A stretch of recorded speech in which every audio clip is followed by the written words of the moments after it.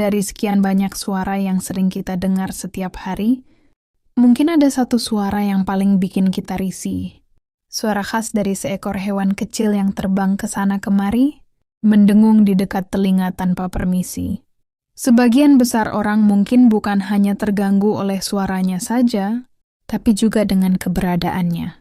Makhluk ini seringkali dianggap menjijikkan, mengganggu, bahkan membawa penyakit.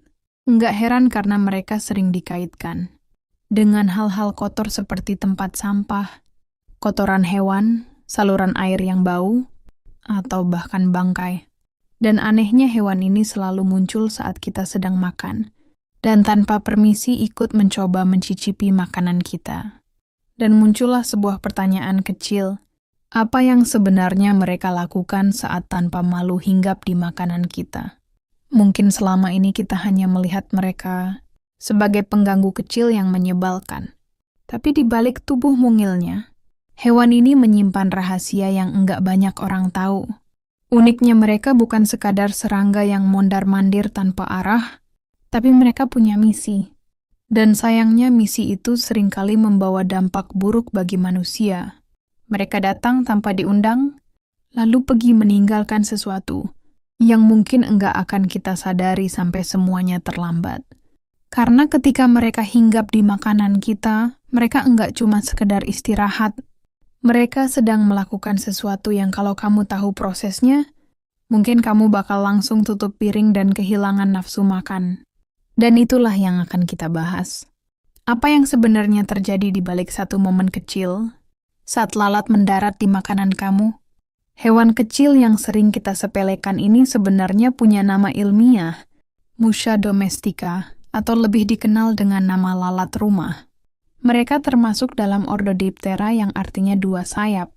Ya, seperti namanya lalat hanya punya dua sayap utama. Enggak seperti serangga lain yang biasanya punya 4 sayap. Kalau dibaca dari struktur ilmiahnya, sebenarnya lalat masih satu film dengan udang, laba-laba bahkan kalajengking, yaitu kelompok Arthropoda, hewan berbuku-buku dan bertubuh simetris. Cuma bedanya lalat lebih suka di tempat sampah daripada di laut atau di hutan. Walau ukurannya cuma sekitar 6-7 mm, tubuh lalat itu sangat kompleks. Mereka punya 3 bagian utama tubuh. Disinilah pusat penginderaan lalat berada. Mereka punya 2 mata majemuk besar yang bisa melihat dalam sudut pandang hampir 360 derajat. Jadi jangan heran kalau kamu mau tepuk lalat, dia selalu lebih dulu kabur. Selain itu, di kepala mereka juga ada antena kecil yang berfungsi untuk mencium aroma makanan atau aroma kotoran. Dan bagian paling penting proboscis, semacam sedotan fleksibel yang mereka gunakan untuk menyerap cairan makanan. Bagian ini adalah pusat kendali gerakan. Di sini melekat sayap utama dan kaki. Lalat punya 2 sayap besar untuk terbang, dan 2 organ kecil di bawahnya yang disebut haltres. Semacam giroskop biologis yang membantu mereka menjaga keseimbangan saat terbang cepat. Makanya lalat bisa bermanuver super cepat meskipun ukurannya kecil. Ini adalah bagian tempat menyimpan organ-organ penting, seperti sistem pencernaan dan reproduksi. Dan disinilah enzim-enzim pencernaan mereka diproduksi sebelum dimuntahkan ke makanan. Yang menarik, di seluruh tubuh lalat terdapat bulu-bulu halus mikroskopis. Bulu inilah yang bikin mereka jadi spons hidup bagi bakteri. Setiap kali lalat hinggap di permukaan, bakteri bisa ikut menempel atau berpindah entah ke makanan, meja makan, atau tangan kita. Lalat punya 6 kaki panjang dan ramping dengan struktur unik di bagian telapak kaki-kaki mereka, dilengkapi dengan bantalan lengket dan kuku kecil, yang memungkinkan mereka berjalan di permukaan apapun, bahkan di plafon rumah sekalipun. Dan di setiap kaki itulah terdapat ribuan mikroorganisme yang menempel. Bayangkan setiap kali lalat mendarat di sesuatu, dia bukan cuma diam, tapi juga meninggalkan sidik jari mikroskopis berisi bakteri dan patogen. Jadi saat kamu lihat lalat hinggap sebentar di makanan, itu sebenarnya sama saja seperti ada tangan tak terlihat, yang baru saja mencelupkan bakteri langsung ke nasi kamu. Lalat rumah bisa berkembang biak dengan kecepatan luar biasa. Seekor betina bisa bertelur hingga 500 telur sepanjang hidupnya. Dan semuanya bisa menetas dalam waktu hanya 24 jam.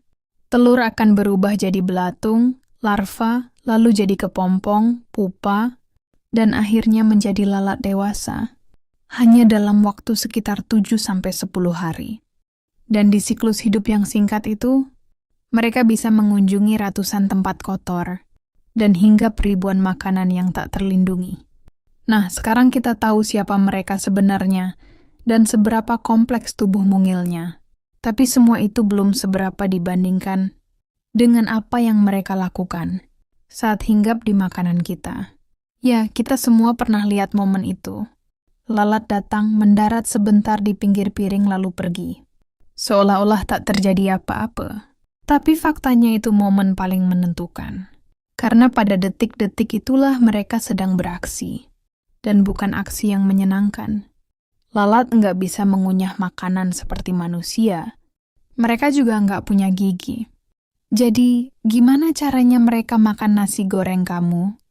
Jawabannya dengan memuntahkan cairan pencernaan langsung ke atas makanan. Ya, ludahan lalat adalah senjata utama mereka. Saat mereka hinggap di makanan, mereka langsung mengeluarkan cairan dari mulutnya. Sejenis enzim pencernaan yang fungsinya adalah melarutkan makanan padat. Menjadi cair karena cuman makanan cair yang bisa mereka serap lewat proboscis. Karena mulut lalat mirip sedotan. Jadi bayangkan nasi goreng, kue basah, atau buah segar di meja kamu baru saja disiram oleh muntahan kecil dari perut serangga yang sebelumnya mungkin baru keluar dari tempat sampah atau kotoran hewan. Dan itu bukan itu saja. Lalat bisa buang air sambil makan. Karena proses pencernaan mereka sangat cepat, kadang-kadang proses makan mereka juga disertai dengan pengeluaran sisa makanan yang sudah dicerna sebelumnya. Jadi selain muntahan, bisa saja ada sedikit bonus yang tertinggal di atas makanan kamu. Jadi setelah kita tahu betapa aktifnya lalat ketika hinggap di makanan, mulai dari menjejakkan ratusan ribu bakteri, memuntahkan enzim pencerna, sampai mungkin meninggalkan telur yang nyaris tak kasat mata, kita jadi sadar satu hal penting. Selalu jaga kebersihan rumah kita dengan cara membuang sampah rutin, dan memastikan tidak ada tempat yang disukai lalat atau mengundang lalat datang. Dan itu bukan salah mereka sepenuhnya. Lalat cuma mengikuti naluri biologis mereka. Mencari makan, berkembang biak, dan bertahan hidup. Masalahnya lingkungan hidup mereka yang kotor bikin semua proses itu jadi bumerang buat manusia. Karena mereka nggak tahu mana makanan yang baru dimasak dengan penuh cinta, dan mana makanan sisa di tempat sampah. Buat lalat semua itu sama lezatnya.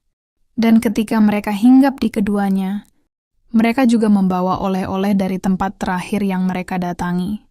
Lalat bukan penjahat, tapi dalam sistem ekosistem, mereka memang berperan sebagai pembersih alam. Mereka membantu mengurai bangkai, membusukkan sampah organik, dan menjaga siklus nutrisi tetap berjalan.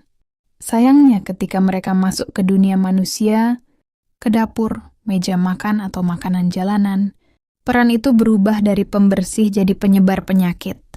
Jadi bukan berarti kita harus membenci lalat, tapi kita harus paham cara hidup mereka, agar kita tahu bagaimana melindungi makanan kita dari mereka.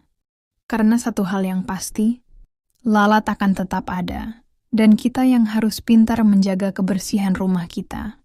Jika sudut pandang kalian tentang lalat dan kebersihan berubah, setelah melihat video ini jangan lupa untuk like, komen, dan subscribe. Terima kasih.